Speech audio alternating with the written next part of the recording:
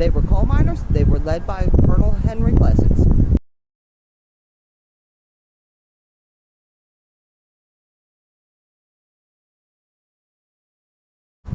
The Confederate Army had a line of forts and trenches around Petersburg.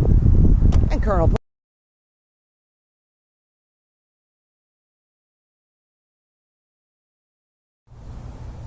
Pleasants had an idea, and that was to dig a long mine shaft underneath the defensive trench lines, plant explosives under a fort in the middle of the Confederate First Corps line. The objective was that everyone in that area would be blown sky high, and that would open a hole in the Confederate defenses, allowing Union entrance to the city of Petersburg. The Union generals Grant and Meade, they had doubts, but they thought it would be a great way to keep the men occupied, so they approved the plan. So plans were approved, minimal supplies were given. The wood that was used to create these tunnels came from an abandoned wood mill. They tore down a bridge for support beams. They also foraged wood from any standing homes, barns, or structures in the area. This tunnel system was very complex, but in a nutshell, it was in a T shape, starting in the current Butterworth Shopping Center parking lot, and it led about almost 2 miles down the road to the current day crater. It was in a T shape. It had a vertical exhaust tunnel. Next to that was a wooden air duct, and that ran the entire length of the tunnel.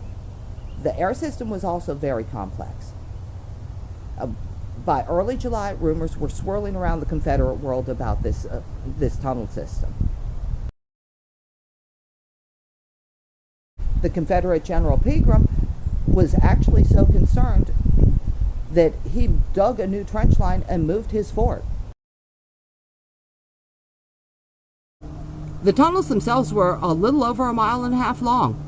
They were 50 feet deep in places to avoid detection of the Confederate forces. They were 3 feet wide and 4 feet tall. The Battle of the Crater occurred on July 30th of 1864. It was a success. There is a lot of information about that battle out there. If you want a basic, brief overview, just let me know in the comments below. You know, I'll be more than willing to talk about it.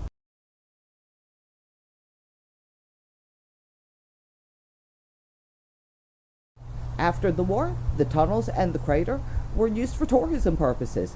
The crater was such a popular destination that it was absorbed by the National Park Service, opened in 1939, still open to this day.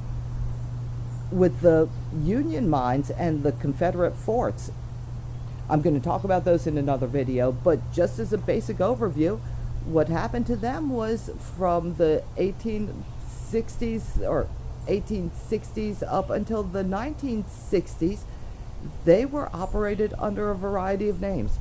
They were known as the Lions Tunnels, the Pine Garden Tunnels, the Fort Hell Tunnels. Check out this little brochure. The ticket booth was where the beauty supply store is and the Dollar Tree.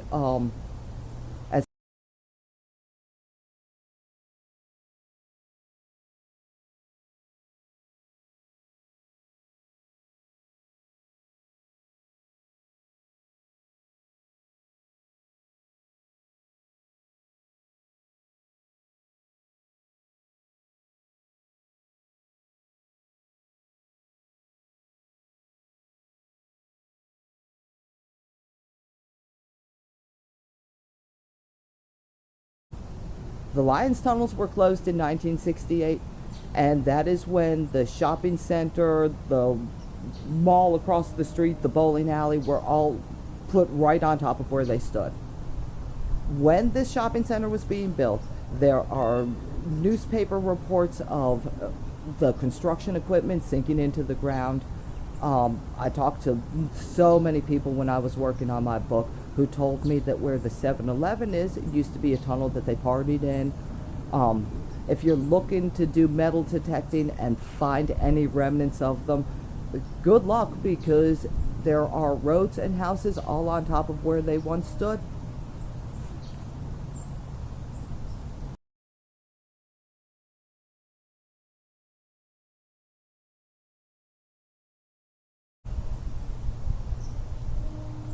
As always, if there's any Petersburg person, place, or thing, click the com. As always, if there's any Petersburg person, place, or thing you want me to talk about, drop a comment below.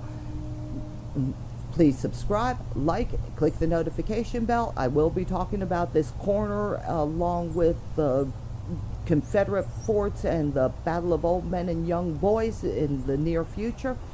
Thank you for tuning in. Make sure that you have a great day. I hope tomorrow's even better.